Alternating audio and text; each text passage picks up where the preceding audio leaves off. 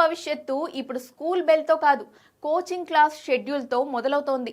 ఉదయం స్కూల్, సాయంత్రం కోచింగ్, రాత్రి టెస్టులు. ఇదే ఇండియన్ స్టూడెంట్ డైలీ షెడ్యూల్. ఈ ఒత్తిడిని తగ్గించాలంటూ ఇప్పుడు కేంద్ర ప్రభుత్వం నేరుగా రంగంలోకి దిగుతోంది. కోచింగ్ గంటలకు పరిమితి పెట్టడం, స్కూల్ సిలబస్ను జేఈఈ, నీట్ లాంటి పోటీ పరీక్షలకు సరిపడేలా మార్చడం, కాలేజ్ అడ్మిషన్లో బోర్డ్ పరీక్షలకు ఎక్కువ వెయిటేజ్ ఇవ్వడం లాంటి కీలక మార్పులపై కేంద్ర ప్యానెల్ ఆలోచిస్తోంది. నిజానికి ఒకప్పుడు స్కూల్ నేర్పిన పాఠాలే జీవితాలను నిర్మించేవి. ఇప్పుడు అదే స్కూల్ పక్కనే ఉన్న కోచింగ్ సెంటర్ భవిష్యత్తును నిర్ణయించే స్థాయికి చేరుకుంది. ఇంతకీ స్కూల్ ఎడ్యుకేషన్ ఎందుకు సరిపోవడం లేదు? చిన్న వయసులోనే పిల్లలను ఈ రేస్లోకి ఎవరు తోస్తున్నారు? ప్రభుత్వం ప్రతిపాదిస్తున్న ఈ మార్పులు విద్యార్థుల ఒత్తిడిని తగ్గిస్తాయా?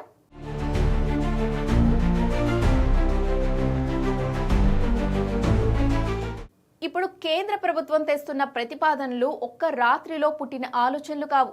ఇవి సంవత్సరాలుగా పేరుకుపోయిన ఒక విద్యా సమస్యకు ప్రతిస్పందన. కేంద్ర విద్యా మంత్రిత్వ శాఖ ఏర్పాటు చేసిన నిపుణుల కమిటీ దేశవ్యాప్తంగా స్కూల్ వ్యవస్థను పరిశీలించింది. ఈ పరిశీలనలో ఒక విషయం స్పష్టంగా బయటపడింది. స్కూల్ చదువు, పోటీ పరీక్షల మధ్య పెద్ద గ్యాప్ ఉంది. అదే గ్యాప్ను కోచింగ్ సెంటర్లు నింపుతున్నాయి. కానీ ఆ గ్యాప్ నింపే క్రమంలో పిల్లలపై భరించలేని ఒత్తిడి పడుతోంది.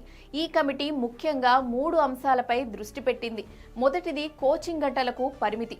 ప్రస్తుతం చాలా మంది విద్యార్థులు రోజుకు 4 నుంచి 6 గంటల వరకు కోచింగ్ క్లాసులకు వెళ్తున్నారు. దీనివల్ల స్కూల్ చదువుకు విలువ తగ్గుతోంది. కమిటీ సూచన ప్రకారం రోజుకు 2 నుంచి 3 గంటలకు మించి కోచింగ్ ఉండకూడదు. స్కూల్ తర్వాత పిల్లలకు చదువు కాకుండా విశ్రాంతి, ఆటలు కూడా అవసరమని ప్యానెల్ అభిప్రాయపడింది. రెండో అంశం సిలబస్ మార్పు. జేఈఈ, నీట్ లాంటి పరీక్షలకు స్కూల్ సిలబస్ పూర్తిగా సరిపోవడం లేదని కమిటీ స్పష్టంగా చెప్పింది.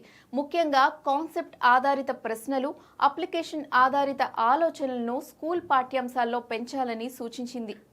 దీనికోసం ఎన్సీఈఆర్టీకి కీలక పాత్ర ఇవ్వాలని, సిబిఎస్ఈ లాంటి బోర్డులతో కలిసి సిలబస్ అలైన్ చేయాలని ప్రతిపాదించింది. దీనివల్ల స్కూల్ చదివే పోటీ పరీక్షలకు బేస్గా మారుతుందన్నది ప్రభుత్వ ఆలోచన. మూడో కీలక మార్పు కాలేజ్ అడ్మిషన్లలో బోర్డ్ పరీక్షల ప్రాధాన్యం పెంచడం.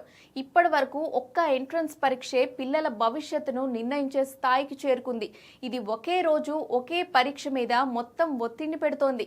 అందుకే బోర్డ్ పరీక్షల మార్కులకు ఎక్కువ వెయిటేజ్ ఇవ్వాలని కమిటీ సూచించింది. ఇక ఈ ప్రతిపాదనల వెనుక ఉన్న అసలు సమస్య మానసిక ఒత్తిడి.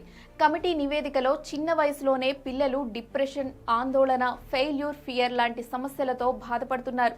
స్కూల్ టీచర్లకు పోటీ పరీక్షల స్థాయి బోధనలో సరైన ట్రైనింగ్ లేకపోవడం కూడా ఒక ప్రధాన లోపంగా కమిటీ గుర్తించింది. అయితే ఈ మార్పులు అమల్లోకి వస్తే సవాళ్లు కూడా ఉన్నాయి. కోచింగ్ సెంటర్లపై ఆధారపడిన ఒక పెద్ద విద్యా మార్కెట్ ఉంది. కోట్ల రూపాయల వ్యాపారం నడుస్తోంది. అదే సమయంలో లక్షలాది తల్లిదండ్రులకు కోచింగ్ లేకుండా భవిష్యత్తు ఎలా అనే భయం కూడా ఉంది. కాబట్టి స్కూల్ వ్యవస్థ నిజంగా బలపడితేనే ఈ మార్పులు ఫలిస్తాయి. మొత్తానికి కేంద్రం ప్రతిపాదిస్తున్న ఈ సంస్కరణలు విద్యను మళ్లీ స్కూల్ గదుల్లోకి తీసుకురావాలనే ప్రయత్నంగా కనిపిస్తున్నాయి. కానీ ఇది కేవలం పాలసీతో పూర్తయ్యే విషయం కాదు. స్కూల్, టీచర్, పరీక్షా విధానం అన్నింట్లో మార్పు వచ్చినప్పుడే ఈ ఒత్తిడి తగ్గుతుంది. లేదంటే కోచింగ్ నుంచి బయటపడాలని చేసిన ప్రయత్నమే మరో కొత్త రేస్గా మారే ప్రమాదం కూడా ఉంది.